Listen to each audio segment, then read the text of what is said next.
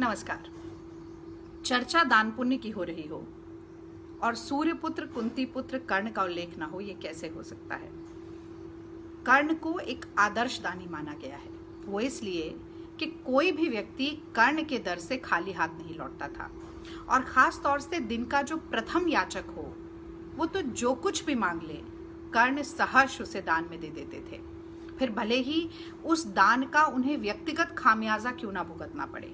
एक बहुत ही प्रचलित कहानी है जिसमें इंद्र ने ब्राह्मण का रूप धर के कर्ण के पिता सूर्य द्वारा दिए गए कवच और कुंडल मांग लिए थे और ये जानते हुए कि यही कवच और कुंडल कर्ण को अभेद्य और अजेय बनाते हैं, यानी कि इनके होते हुए कोई भी युद्ध में कर्ण को हरा नहीं सकता, मृत्यु के घाट नहीं उतार सकता।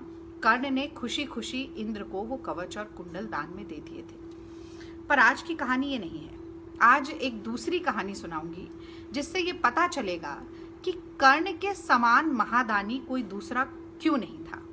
तो हुआ यूं कि एक बार श्री कृष्ण ने अर्जुन के सामने कर्ण को दानवीर कह दिया।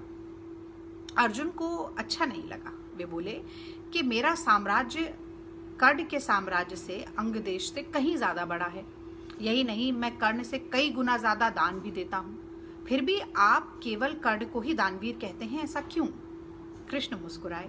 उन्हें समझ आ गया कि यह अर्जुन का अहंकार बोल रहा है। उन्होंने कहा कि अर्जुन, समय के साथ तुम्हें इस बात का प्रमाण मिल जाएगा कि कर्ण ही दानवीर हैं। वर्षा ऋतु आई। 5 दिन तक लगातार बारिश होती रही। इतनी बारिश हुई कि चारों तरफ पानी ही पानी भर गया। ऐसे में एक दिन एक गरीब ब्राह्मण अर्जुन के महल में आया और बोला कि मेरे पिता की मृत्यु हो गई है, चारों तरफ पानी भर गया है, मैं उनके अंतिम संस्कार के लिए चंदन की लकड़ियां चाहता हूँ, मुझे कहीं नहीं मिल रही हैं, कृपया मेरी सहायता करें।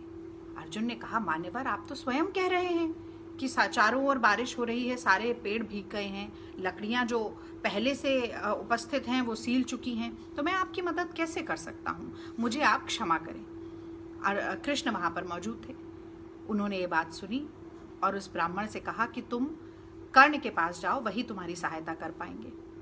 अर्जुन ने फिर कृष्ण जी से पूछा कि ये कैसी बात आपने कही, जब पूरे देश में वर्षा हो रही है, जब हर जगह लकड़ियां गीली हैं, तो कर्ण कैसे सहायता करेगा।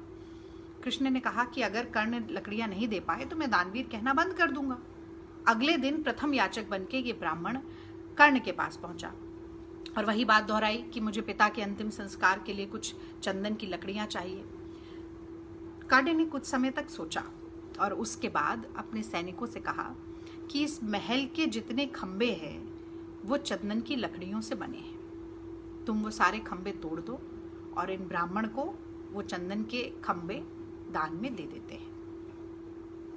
अगले दिन ये बात अर्जुन को पता चली, बहुत शर्मसार हुए और कृष्ण से बोले कि आपने सही कहा था कि कर्ण ही महादानी है, इसलिए क्योंकि अपने घर को तोड़कर दूसरे की मदद की जा सकती है, ये ख्याल तो मेरे मन में आया ही नहीं। बहुत सी बार हमें लगता है कि क्या हम में सामर्थ्य है, क्या हम धनी हैं, क्या हमारे पास इतनी संपत्ति है कि हम दूसरों की मदद करें, दान दें। तो ये कहानी हमें सिखाती है कि दूसरे की मदद करने के लिए खुद का संपन्न होना जरूरी नहीं, दान देने की, सहायता करने की इच्छा का प्रबल होना जरूरी है। आज का वीडियो थोड़ा लंबा रहेगा क्योंकि एक बात मैं और साथ में जोड़ूंगी। आजकल दूरदर्शन पर रामायण और महाभारत दोनों का प्रसारण हो रहा है, तो समाज में, संस्कृति में, हमारी परंपरा में दान का कितना महत्व है, दान का महात्म्य कितना प्रभावशाली है, इन दोनों यानी कि रामायण और महाभारत के एक एक पात्र की अगर हम तुलना करें तो हमें समझ आ जाएगा। रामायण से बात करते हैं हम विभीषण की। विभीषण का जन्म तो हुआ दुरात्माओं के बीच, राक्षसों के बीच। अपने भाई की कुटिलता को देखते हुए उसने ये अंत में निर्णय किया कि मैं श्री राम की शरण में जाऊंगा, उनकी मदद करूंगा। पर आप देखिए, भारतीय समाज में आज भी विभीषण के ऊपर जो दल बदलू और घर का भेदी होने का ठप्पा लगा था, जो छाप लगी थी, वो धूमिल नहीं हो पाई है। इसका प्रत्यक्ष प्रमाण है कि हमारे देश के माता पिता अपने बच्चे का नाम कभी भी विभीषण नहीं रखते। वहीं दूसरी तरफ कर्ण को देखिए, जो कि अंश तो थे सूर्य का, लेकिन जीवन भर अधर्मियों के साथ रहे। यानी कि महाभारत के युद्ध में जब धर्म और अधर्म के बीच की लड़ाई थी तो वो कौरवों के साथ थे, वो दुराचारियों के साथ थे, लेकिन उनका एक गुण था जिसने उन्हें समाज में प्रतिष्ठित किया, और इतना प्रतिष्ठित किया कि त्रेता युग से लेकर आज कलयुग तक कर्ण को महादानी दानवीर की ही संज्ञा या उपमा दी जाती है। माता पिता खुशी के साथ अपने बच्चे का नाम कर्ण रखते हैं और चाहते हैं कि कर्ण के जो गुण थे, उनकी कुछ चमक, उनकी कुछ आभा बच्चों में भी दिखाई दे।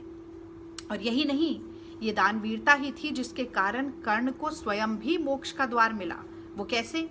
जब मृत्युशैया पर कर्ण पड़े थे तब कृष्ण ने सोचा कि एक अंतिम परीक्षा लेता हूँ।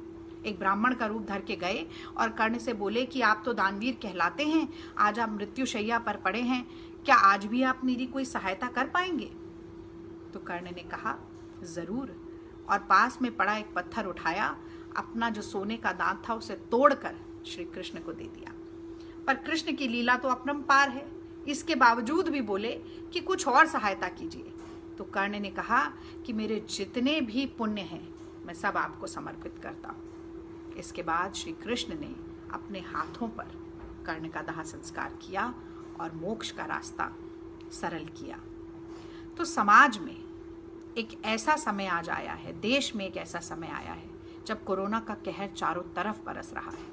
ऐसे में ये जो 2-3 कहानियां हैं, ये हमें समझाती हैं कि दान से बड़ा कोई दीन नहीं, सहायता से बड़ी कोई सेवा नहीं, भलाई से बड़ी कोई भक्ति नहीं, परोपकार से बड़ा कोई पुण्य नहीं, और अपने अंदर की दान देने की प्रवृत्ति को जागृत करने का, दूसरों की सहायता करने की प्रवृत्ति को जागृत करने का, दूसरों को संकट से उबारने की प्रवृत्ति को जागृत करने का, इससे बेहतर समय और कोई नहीं हो सकता है। आशा है आज की कहानी भी आपको पसंद आई होगी।